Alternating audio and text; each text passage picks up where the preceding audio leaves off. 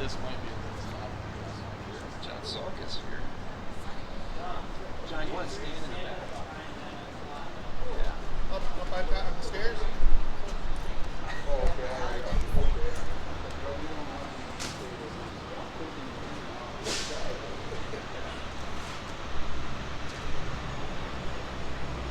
All right, you guys ready? Mary, you ready? Okay.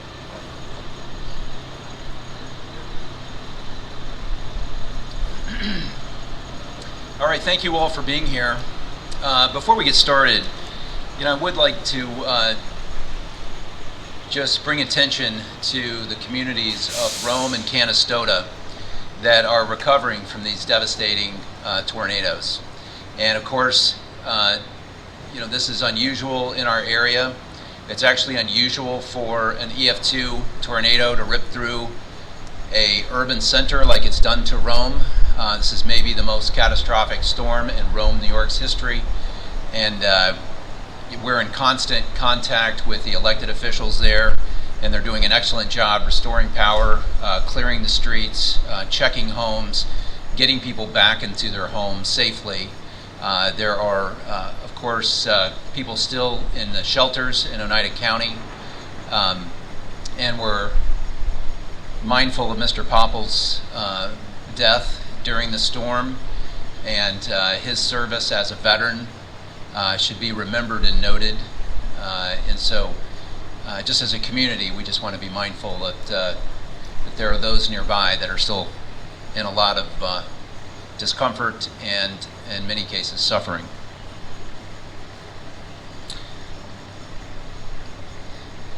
Well, I want to talk about what has brought us all here together. Back in April, I received a letter from Mayor Walsh, actually, and from the city auditor, as well as President Hudson of the City Council. And they are concerned, and we're concerned, about the imminent expiration of a federal program called the Affordable Connectivity Program.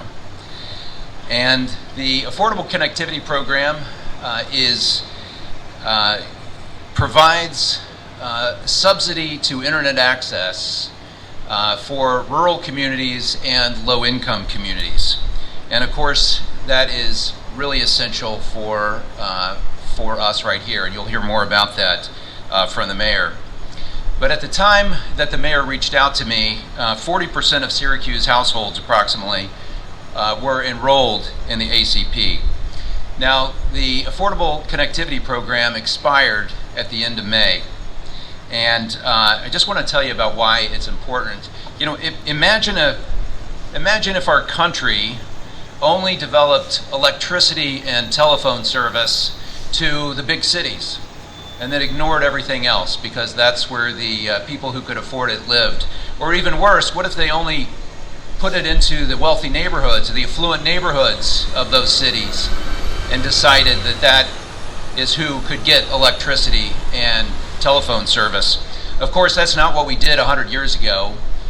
We had a nationwide effort and mandate to provide electricity and communications to every household in America. So America made that investment then, and it must do the same for the internet today. The internet is the essential tool of today.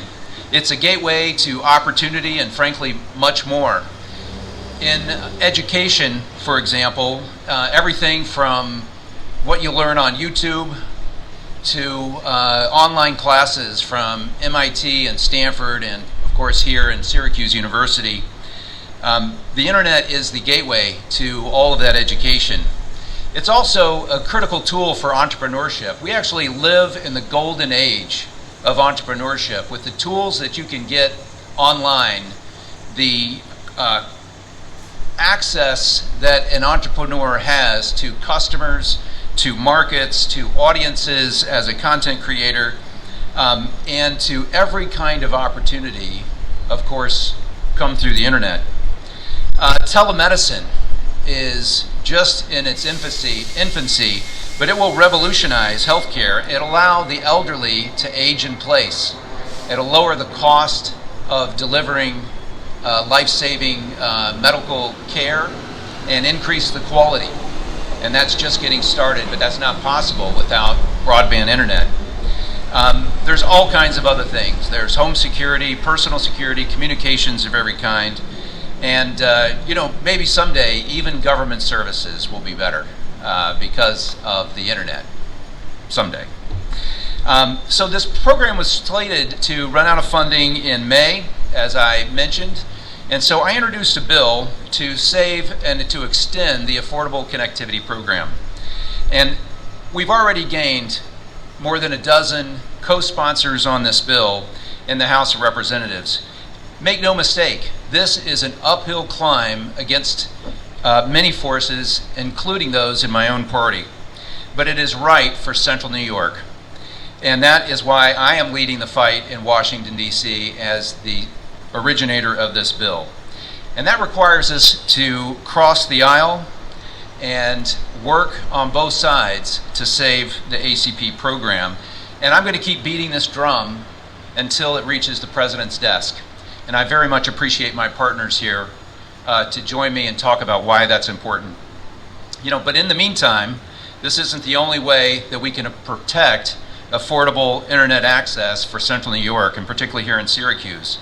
Over the past several months, I've worked with Mayor Walsh to secure funding for SurgeLink that provides this bridge for the digital divide for thousands of households right here in Syracuse. And again, I just want to compliment Mayor Walsh on his leadership of bringing these issues to me so that we can partner together for the citizens of Syracuse. I'm proud to announce that we have, in the appropriations process in the House, that we've secured $3 million of federal funding to help keep this vital program going. That has, yeah.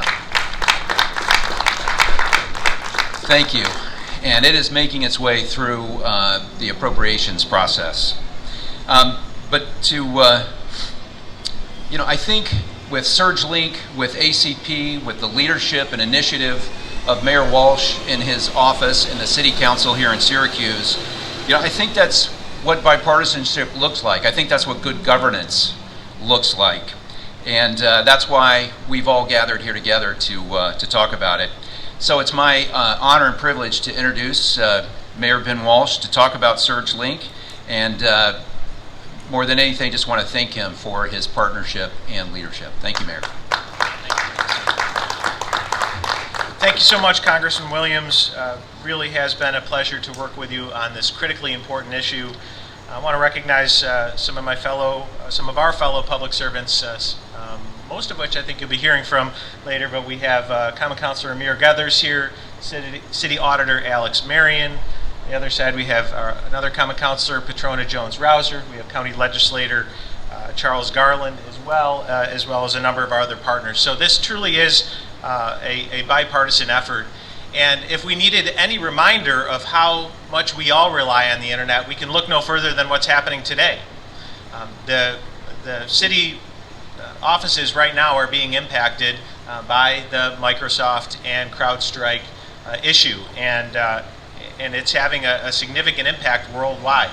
So we know that lack of internet access for those of us that have it can be devastating.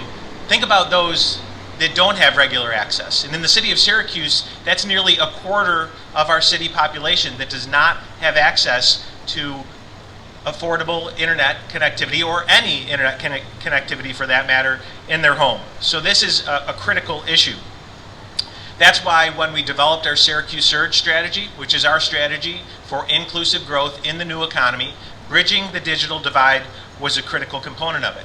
We know that if you don't have access to the internet, you don't have access to educational opportunities, you don't have access to vital services, and you don't have access to employment opportunities.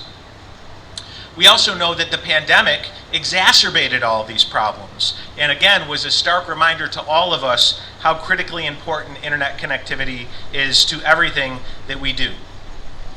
And as we worked our way through the pandemic, it was the Affordable Connectivity Program that was such a critical tool that helped us to bridge that gap. As a way to maximize the impact of the ACP and to bridge that gap, we decided to create SurgeLink, which is a public-private partnership that provides affordable internet access to specific areas, our most in-need areas in the city. To date, we launched it last year. We've got over 700 subscribers. That's just again, less than a year, and is focused right now on the near west side, the southwest and southwest side, and the Brighton neighborhoods. Again, those were among our most critically in need, our most divided, digitally divided census tracts in the entire city. And as we look to expand SurgeLink, ultimately we're looking to connect more neighborhoods and eventually the entire city. Now, how does this all fit together? What is the role of the ACP? You heard the congressman say it. Before it expired, 42% of all Syracuse households, all households, took advantage of the ACP program, and all of the SurgeLink subscribers also benefited from it. Nearly half of our city residents benefited from ACP. So when the funding ran out, we reached out to our federal delegation. Congressman Williams mentioned the letter that was co-signed by myself, our city auditor, and our Common Council president. And to Congressman Williams' credit, he answered and he delivered, and we are greatly appreciative of that. The $3 million in congressionally appropriated funding will help us expand an already successful pilot that will allow us to connect more lower-income families to high-speed internet and provide them with digital training and tools to improve their quality of life and to ensure they can maximize the impact of that access to affordable internet. So the $3 million specifically will help us add about another 1,500 subscribers to SurgeLink, and it will give us an opportunity to provide training and coaching to all of our city residents. It will be, those resources, those digital equity resources will be available to all residents. So this is a significant impact, a significant benefit. And to bring it home, it's ultimately all about achieving our vision. I mentioned Syracuse Surge, our strategy for creating inclusive opportunity in the new economy. And that's ultimately driving us towards our vision for the city of Syracuse to be a growing city that embraces diversity and creates opportunity for all. I thank Congressman Williams and all our other partners for helping us to move closer towards that vision. Thank you all so much. I'd like to invite County Legislator Garland, please. Make some comments. Thank you very much, Congressman. Of course, on behalf of everyone, we just want to thank you for being proactive, introducing H.R. Bill 8644. We just want to remind everyone, just like Mayor Walsh mentioned, 42%, losing 42% of all household internet access. That's what we have to do. We have to ensure that we have consistent access. It shouldn't be optional. It's a necessity. As he said, we need it for educational opportunities, employment, households, students, individual. We need to ensure that they have the tools they need so that they can function. And we just like to give credit where credit is due. Mayor Walsh mentioned a vision. We just want to thank all of the local officials, state, all of the federal officials, but we'd also like to mention the county executive, Ryan McMahon, and specifically Mayor Walsh. Mayor Walsh has had a vision for more than 25 years, actually. Correct me if I'm wrong. It started under Mayor Minor, and he started with the economic development with Armory Square. Now we see this massive growth in downtown, and all of this is basically technology driven. So it's important that we ensure that we have this internet access and broadband. I believe that Syracuse and Onondaga County are on the cusp of what I call the golden age. The next few years, we're going to be seeing so much growth. The population is going to explode. We have Micron, we have Blueprint 15, we have Syracuse Surge, now we have the Link. All these things can only help everyone involved. And we just want to thank Congressman Williams, Mayor Walsh, the local elected officials, and everyone else involved. Thank you. All right. Mr. Marion, the city auditor, please. Thank you.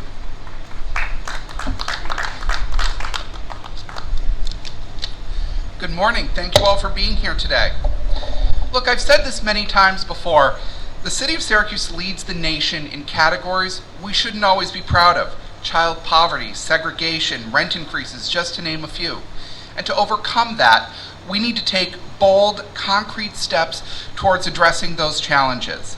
To do that, we need to build the infrastructure of opportunity, the tools and systems our community needs to move on from challenges to success.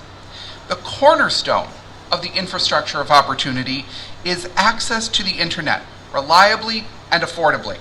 In Syracuse, that's SurgeLink, which I believe has the potential to lead the nation in a good category and deliver real results.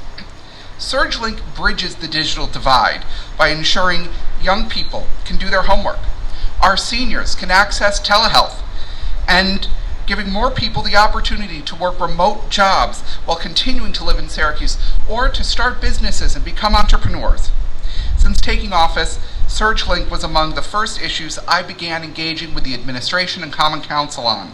While SurgeLink is a great idea, and we've already seen success in the pilot, we need a long-term sustainable funding stream to keep it going. As you've already heard, SurgeLink was born out of the Affordable Connectivity Program created by the Biden-Harris administration, but which lapsed earlier this year. We began by asking our federal partners, including Congressman Williams, for their support to keep it going. Congressman Williams heard what we needed and is working so diligently in the House to not only extend the program, but secure the dollars we need to keep it up and running at this time. Building the infrastructure of opportunity through bridging the digital divide is not a partisan issue. I'm standing here today with Democrats, with Republicans, with whatever Mayor Walsh is,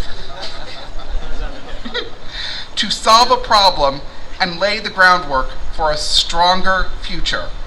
There's an old adage in politics: the federal government has all the money, the states have all the power, and the cities have all the problems. I am thrilled today to be standing here receiving support from Congressman Williams, bringing federal dollars to City Hall that we can put directly into our community to solve one of our most strident challenges. Today's announcement is a down payment on the future of SurgeLink and is a down payment on the resources our community needs to build the infrastructure of opportunity. I thank the Congressman for being a partner in this important effort. Thank you.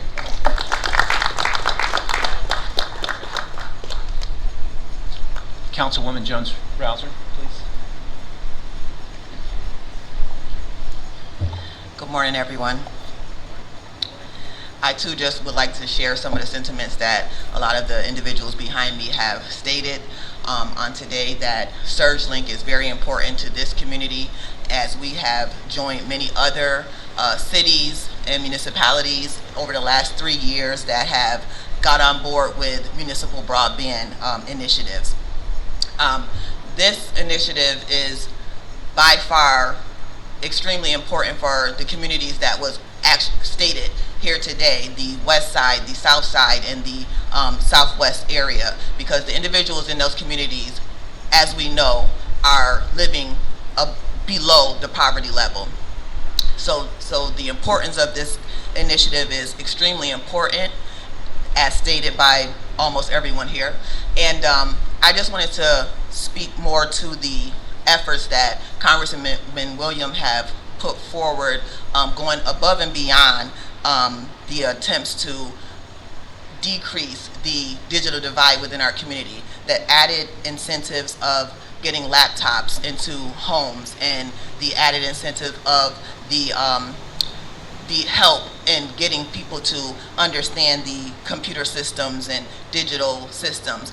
Those things are a great need as well, especially for our elderly individuals and some residents who just didn't grow up without computers like myself. So again, Congressman Williams, I thank you for going above and beyond and adding those things into this allotted funding. To Mayor Walsh, Jen Tiff, and the administration that worked on this, to my colleagues in the council for supporting the initiative, and just thank you for not just seeing that there was a need, but implementing something that didn't just invest in the community, but invested in residents in the city. Thank you. Councilman Gathers, please, welcome. Thanks for being here. Good morning once again. I would just like to say thank you to everyone that are here today, and thank you to Congressman Williams for his efforts, for everything that he's done with ACP and also SurgeLink.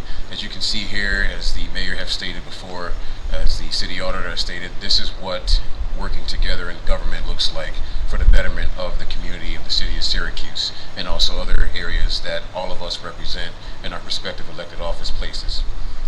There have been some points that have been made that I would like to everyone to please hound in on this. The mayor stated that we're bridging the digital gap here within the city of Syracuse, ensuring the betterment of lifestyles here in the city of Syracuse through high-speed digital access throughout the whole entire city of Syracuse. And this is very, very important, as Councilwoman Patrona Jones-Rouser has stated. This is very important, and we're so glad to see that everybody and all of us are here today to be able to get together and actually make this happen. And Congressman Williams, we would like to say thank you for all the efforts and everything that you've done. To Mayor Walsh and his great staff, Jen Tiff, everybody, this has been a great initiative, and I personally thank you a lot, and so does the city of Syracuse. Thank you. We just have one more group. Tim, do you want to come up as well? Just talking about industry. Come on up.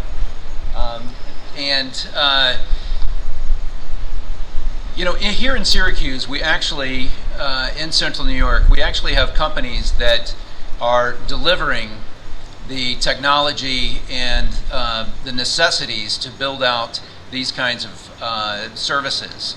And in particular, I want to highlight Tim Kelly, who comes out of the tech industry, but particularly invite Carrie Mullen from PPC to come speak. I just toured the PPC factory where they are making fiber optic cables and the conduit. There's no more efficient way to deliver broadband to a lot of places for a long period of time than over lit fiber optic cables. This is an industry I know a lot about. But the infrastructure for the internet is getting built right here in Syracuse. And Carrie, if you don't mind just talking about what your company does and why the ACP is important. Thank you. All right, good morning. My name is Carrie Mullen, and I'm the Vice President and General Manager of PPC Broadband. We're a wholly owned subsidiary of Belden, a St. Louis-based company. And while PPC is a global manufacturer, the heart of our organization and our headquarters is here in East Syracuse, New York. For over 80 years, our company has been innovating and manufacturing, focusing on broadband television and internet components that serve customers around the world. And we're taking steps to be here for the next 80 years. You may be surprised to hear that in nearly every home and business throughout North America and even all over the world, you'll find many of PPC's products, connecting everyday people to the broadband networks that we've come to rely on for our day-to-day lives, as seen today. As these needs have evolved and networks have become more and more critical, our business has evolved as well, and we're now a leading provider of fiber optic cabling and connectivity solutions for next-generation networks. We're taking steps to keep up with the latest technology, investing in R&D, adding additional production lines, hiring talent from across central New York, and doing whatever is needed to provide fiber optic cabling and those solutions for next generation networks. Mr. Mayor, we're even making plans to expand our physical plant here in Syracuse. Thank you. Our national, state, and local leaders have all expressed the importance of broadband connectivity to connect people and foster innovation, and to build these networks with products made in America. Making high-quality, innovative products in the United States is what we do best at PPC. Our organization has transformed over the past few years, bringing fiber cable production from the United Kingdom and Mexico to Syracuse, as well as adding new capacity. We partner with our great New York State schools like Syracuse University, OCC, SUNY Poly, RIT, Clarkson, RPI, and U of R, just to name a few. We recruit engineering interns and co-ops to work in our design engineering, manufacturing engineering, and quality assurance departments, and have had great success hiring these students to full-time positions, and some of them even go on to lead departments. Our manufacturing team partners with Center State CEO to support its Syracuse Surge workforce initiatives, and with MACNY to support our in-house apprenticeship program. These apprenticeships include tool making, CNC tool and cutter grinder positions, and electromechanical techs. PPC Broadband is the sole manufacturer of many critical components in the broadband networks, and these products are essential not only for the large carriers, but also the small municipalities that were mentioned earlier. Our patented fiber optic drop cables are used to connect subscribers in urban, suburban, and hard-to-reach rural fiber-to-the-home installations. In addition to our workforce, we work with many New York State companies to fulfill our worldwide customer demand. We spend over $30 million annually with New York State-based suppliers for components that are assembled into finished goods. And in the last few years, we've spent millions more with New York State automation suppliers to optimize our local and global operations. Let me take a second to tell you about our expansion plans. This multi-million-dollar project adds manufacturing jobs and capacity, expands our test laboratory, and will include a new customer showcase center to draw the world's largest and smallest broadband providers to our facility right here in central New York. I hope to work with all of you, the economic development teams, to ensure that our new construction goes smoothly, and most importantly, we're proud to call Syracuse our home. Our hardworking, dedicated employees take great pride that what we're making here in Syracuse is used to connect people all over the world. So thank you to our leaders in government for supporting these great initiatives and letting us share who we are, and you're invited to come visit us at any time. You know, as I say to all of our manufacturers, thank you for investing here, thank you for staying here, thank you for growing here, and PPC is an excellent example. I'd like to ask the mayor and county legislator to come up and answer any questions that you might have. So. Mayor Walsh, I just wanted to start with what you said about what happened today. Yeah. Can you just talk a little bit about how city services and infrastructure was impacted with CrowdStrike and Microsoft situation? And obviously, we get a lot of weather here, snow here. If this happened on a day where everybody was waking up, going to school, wondering how the roads were going to get plowed, what would this have done? Yeah, well, we're still determining the extent of the impact. At this point, it's been fairly limited, really just limited to people being able to access their own Microsoft internet services. So IT is literally running around City Hall and other city facilities, restarting computers, taking care of whatever the fix is that the CrowdStrike has provided. So it does appear to be limited impact at this point, but it did cause some problems early today, just in terms of being able to access our email and other services. Just wanted to ask, Mayor, with the funding announced today by the congressman, will we continue the ACP, and then the SurgeLink is something new? So Congressman can feel free to add or correct me here, but really there's two separate but related issues. There's the Affordable Connectivity Program, which has expired, and thankfully Congressman Williams has introduced legislation to reauthorize. That still has a ways to go. The SurgeLink program, we anticipated the loss of the ACP, so essentially for existing customers, they went from having free internet to still deeply subsidized internet services, but they do have to pay something now. With the $3 million that the congressman has identified through congressionally directed spending, that still has to get through appropriations and ultimately get approved. What we'll do is be able to continue that program for existing customers, add an additional about 1,500 customers, and also provide digital literacy tools and other services to city residents and SurgeLink subscribers. Is there a installation of broadband that does not exist with those additional 1,500 customers? Yeah, so there will be additional investment and outlay of infrastructure. I've got some technical experts behind me if I need them, but basically SurgeLink is what's called a fixed wireless network. It does require laying fiber to extend the internet, but then it uses essentially strategically placed antennas that bring the internet from the fiber into the home, into routers in each home. So it's kind of it's not fiber direct to home. It's kind of the last mile. Thank you, Congressman. He knows a little bit about these things. So that's the technology, but it does require additional fiber outlay.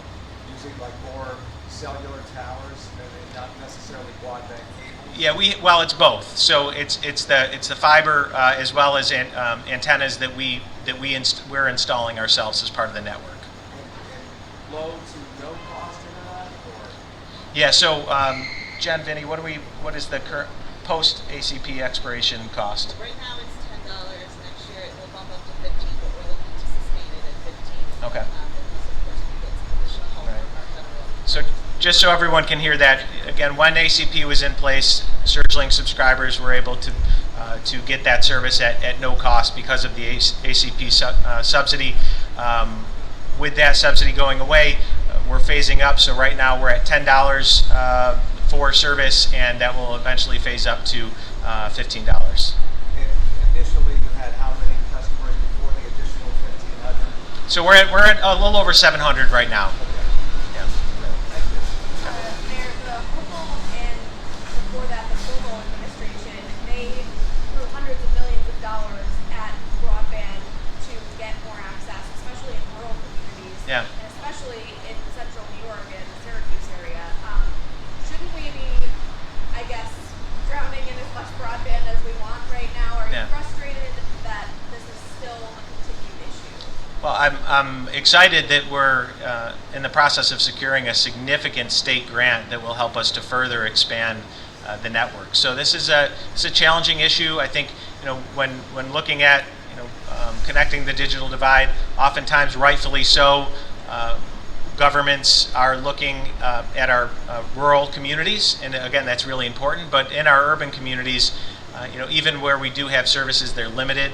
And so, this program gives us an opportunity to fill that gap as well. So, we are taking full advantage of the state resources. We're taking full advantage of the federal resources. There's much work to be done, but we're proud to be doing it.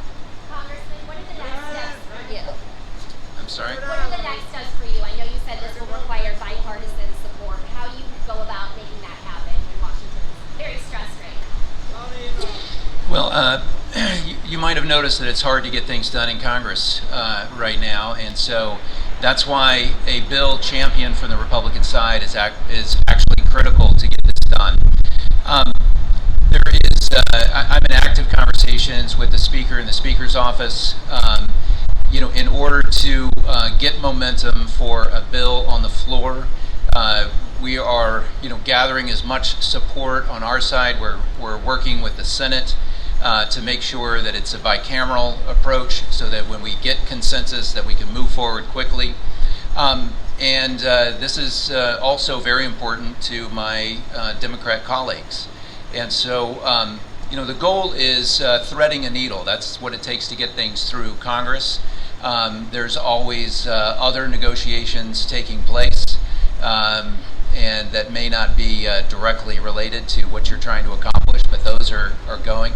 I would just say that I have enormous support from leadership to pursue this, that we are actively working with the Energy and Commerce Committee to get this into markup and get this to a place where we can bring it onto the floor.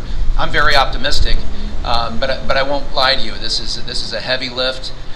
One of the conditions of this from a Republican bill is that it's a pay-for, which means that there's no additional cost to the American taxpayers by extending the ACP, and that's a key provision.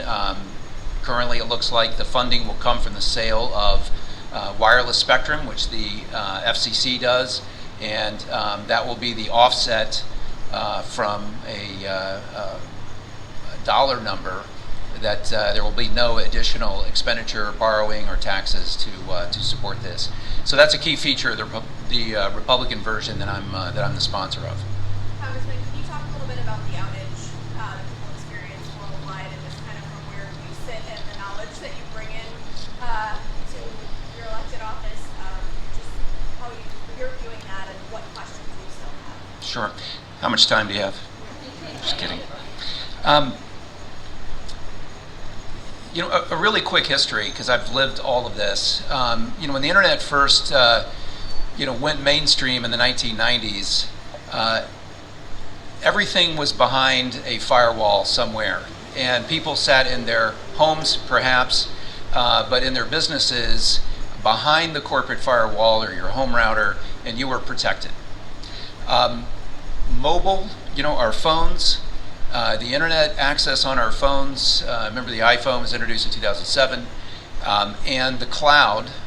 Everybody hears about the cloud, but the cloud is a bunch of computers sitting in a big data room, in these giant data centers, and that required a different architecture. That meant that everybody was sharing all kinds of things across the internet instead of just sitting in your protected place and receiving it. So that created tremendous business opportunities, right? It created Google and Netflix and all the stuff we get to enjoy, but it also created a security nightmare. And one of the ways to solve that is, instead of just having a firewall, right, sort of a big fortress that you sit behind, it is going out to every device, your laptop, the computers in your corporate data center, your iPhones, all of these things, and having security on each one. It's called endpoint security, and that is what this company does. And they are always updating their software. They're always out searching and scouring the world for what they call zero-day threats. These are the threats that could be very harmful that no one knows about, and as soon as they detect them, they update their software and they push it out to everyone. So that this is a constant game of cyber security, and will be with us forever. And in this case, perhaps they didn't find a configuration problem or some tiny problem in their testing. They always test before they roll it out, but they pushed out an update, and that caused all of these computers to not be able to function. And it was evidently easily fixed, and they're pushing out the update, but that takes time. If you think about the hundreds of billions of devices out there that that need this kind of update, that just takes a lot of time. So there's a lot of other services out there. I think we all remember SolarWinds and the threat that was. SolarWinds is a cloud monitoring and performance platform, and again, it's installed everywhere. When there was a problem, it was a big problem. There's a company called Cloudflare that does what's called DNS services. Same thing. If Cloudflare goes down, we're going to have the same problem that we had today. So this is just the complex world that we live in, and I'm sure they're going to analyze this because of the tremendous cost and disruption to our economy. But we've got to stay on the leading edge of cybersecurity. That's just something, of course, I know something about. Sorry for the long flex there, guys, but it's the threat if you ask me a technical question. That's why we asked you a question. Okay. You can answer it. One follow-up to that, are you in any way concerned about national security based on what happened, even though it seems like things are coming back online for people? Mary, that's actually an excellent question. I don't suspect that this was malicious in any way, but the way security works is when things work normally, you can find the exception. But when there is a system-wide disruption, it really creates a unique opportunity for bad people to exploit that little window. Not that there wasn't protection, but as things get updated, as things come back online. And it's so I'm always concerned about cybersecurity, particularly for critical infrastructure, for our nuclear power plants, for our pipelines, for our telecommunications infrastructure, our 911 call centers. All of these things now are exposed to the internet, and that makes it incredibly difficult to monitor and to protect against. So I'm afraid we live in a world of very dangerous, sophisticated actors. Chief among them is Iran and North Korea and Russia and China. And every single day they have thousands of people that are actively pursuing these kinds of exploits to disrupt our way of life, to disrupt our economy, perhaps to disrupt our politics, everything that affects us. We're on constant vigilance. It's a dangerous time. Congressman, could you just reiterate as far as the importance you saw to designate this funding for the continuation or expansion of the internet for inner city residents? Sure. Well, number one, it's good for Central New York. Right? I'm here to represent what's best for Central New York. Mayor Walsh and his team made that clear to me. As it relates to the ACP, 1 in 4 residents in New York's 22nd district receive this benefit. And, it's probably not very many necessarily in Fayetteville and Manlius, but there's a whole lot in, Tully and Lafayette and other, and here in the inner city portions of Syracuse. And so this is how we succeed as a community, is that we have the best tools to prepare ourselves for this amazing future, right? The county executive, McMahon, has brought Micron to the table, and that requires that we have workforce development. And I tell you, our citizens being prepared, begins with internet access at home and the opportunities that come from that. So this all weaves together to everything that we're trying to do. Also wanted to ask you. Sorry, Mary. The rural areas that you just mentioned involved in that program, would this funding also support the continuation for those rural areas? SurgeLink is for the city of Syracuse, exclusively through Mayor Walsh's office. ACP is nationwide. It is both rural and inner city. It's there's different criteria. We need to attract the internet service providers, the communications providers, to build out the infrastructure that will provide that for decades and to come. Just wanted to ask you, I know that you filed for FEMA's assistance in Rome with the affected counties, Madison and Oneida. How is the process going, and have you been able to go and survey the damages and losses? So my office contacted FEMA 30 minutes after the tornado struck to alert them that this was an issue. I was on the ground in Rome, walking amid the destruction within an hour of the tornado, and just talking with residents and of course talking with local officials, but surveying it for myself and checking on people. And I spent about an hour and a half there, and then over to Canastota to visit the damage there and to meet with the widow of the gentleman that passed away there. So we've been very involved. My team is in contact with FEMA every day. I've asked for a conversation with the director of FEMA just to make sure that I'm being as effective as I can be using their office. The governor, very importantly, declared a state of emergency. That's the important step that allows the state to ask for FEMA resources. And that was the critical step. She took decisive action and made that happen. So I think everything's moving as quickly as possible. FEMA support tends to come at the end of the recovery process, but my calls to local officials are, if you need a federal resource, call me and we will make it happen. Is there anything that stands out in your mind, people you met, or the things of the destruction that you saw that will stay with